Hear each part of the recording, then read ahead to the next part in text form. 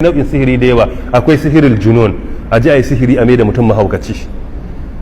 Akwai sihirul hawatif, akwai sihirul nazif, kawai mace a sa ta yi ta bleeding kullum, ba ta iya sallah kullum cikin bleeding take. Akwai sihirul khumul, akwai sihirul marab, a sa mutum cuta a riga mai duk yawon duniya a rasa mai ke damunsa.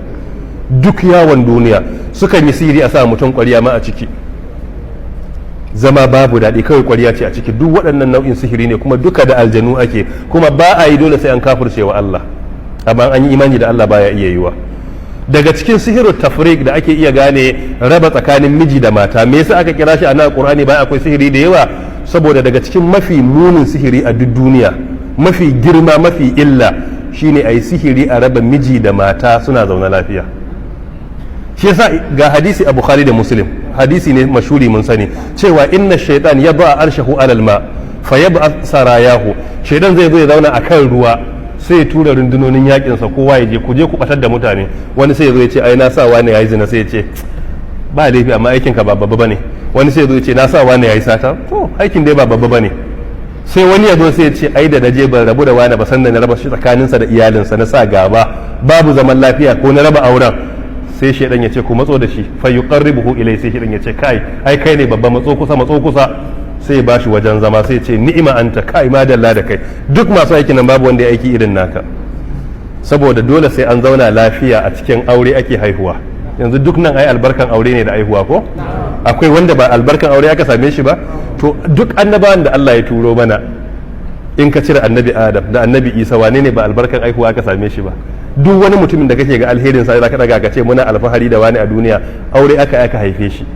Shi sa a ciki akwai alheri da yawa a aure, to shedan baya so.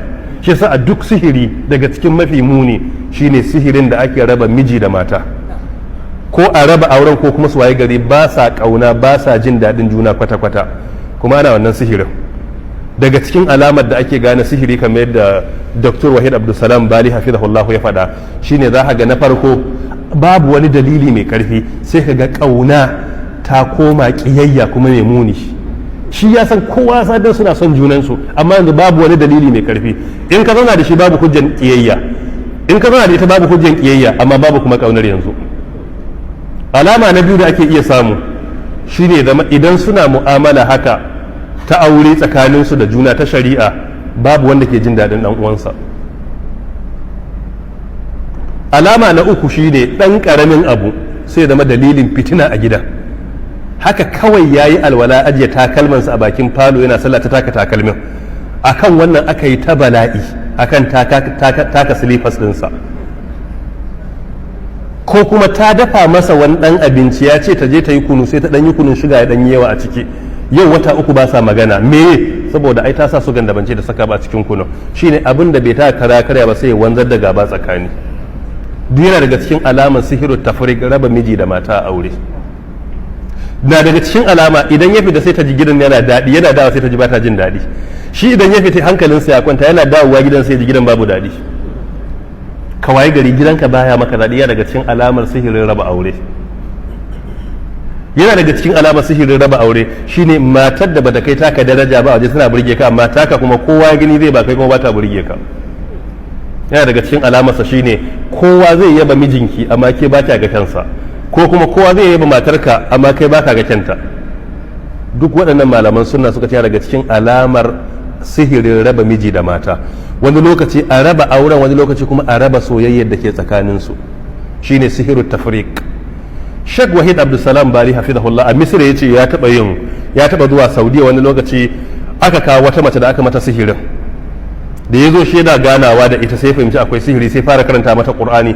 A wurin sai zama aljanun sihirin sun taso, saboda da aljanu ake. Aljanin na tashi malam yace sai na tambaye shi me sunanka, sai yace Shiqwan, sunansa Shiqwan. Me ya haɗa ka da ita? Yace sihiri aka yi. Sai ya ce masa zan roƙe ka abu dai, sai ce karka roƙe ni, in ji aljanu. Me yasa? Yace ko ka faɗa ba zan yi ba, ba zan rabu da ita ba. Me dalili? Ce ni ba zan rabu da ita ba.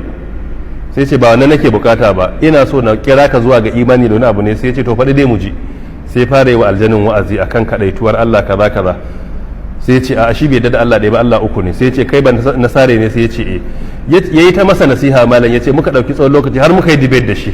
daga karshe sai gamsu shi musulmi ne, ya ce ya yi da musulunci, ya ce sai na musuluntar da shi, ya yi kalmar shahada sai na ce to mu je gaba tun da ka musulunta a musulunci zalunci haramun ne, ya ce suka yi ta buga ya gamsar da shi shiga jikinta da kai haramun ne, ya masa nasihu sai jikinsa ya sanyi, sai ya ce masa to yanzu da kace ka musulunta zan roƙe ka abu daya, ya ce za ka gaya mun gaskiya, a ka'ida aljanu mafiya yawa makaryata ne, sai ka nutsu ka iya gane gaskiya suke faɗa ko ƙarya, ya ce sai ta jansa sai fahimci gaskiya yake faɗa ba ƙarya ba, sai ya ce masa amma fa karka yaudare ga aljanin, sai ya ce baka ka in yaudare ka ba, sai ya ce za ka fita a jikinta, sai ya ce zan iya fita saboda wa'azin da ka min, walakin sai ya tsaya, sai ya ce amma, sai ya ce me kake nufi da amma din, sai ya ce amma saboda ba ni ɗaya bane akwai wasu aljanu da suke gadi na, in na fita a jikinta sun ce za su kashe ni, yanzu ni ita ce matsalata, ni wa'azin da kamun yamu amma suna kewaye, ce ina suke, sai ce suna kewaye da muke tada kai anan duk sun zo sun tsaya su ga me zai faru.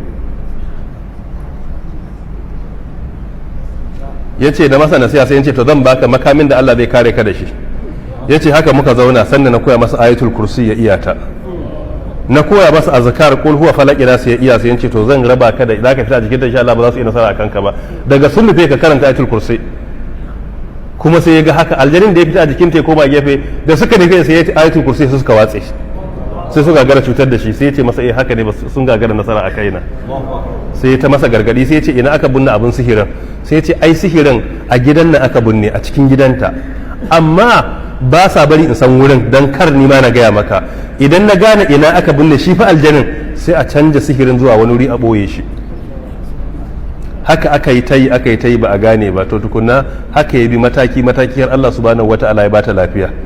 To wannan ɗabi'a ce na ana iya mace sihiri, ana iya namiji sihiri, ana iya a wurin aiki, ana iya yi a makaranta, ana iya yi a kasuwanci, ana iya a sana'ar hannu, a gona idan gonar ka ta fito wani yabanya mai kyau wani zai iya maka, yadda kake damuwa matsalar ka shine gaban ka, wani kuma damuwarsa kai ka tsole masa ido. To yasa addini ya ce sihiri haramun ne, yana kaiwa ga kafirci. Wannan kawai misali ɗaya na baku. To ana yin sihiri a raba miji da mata, to shi yasa ka'ida da gaske ana iya a ruqya ash-shar'iyya, a yi kokarin cire aljani a jikin mutum, ana iya karanta lokaci ayoyin ibtalu sihir a ruwa a karanta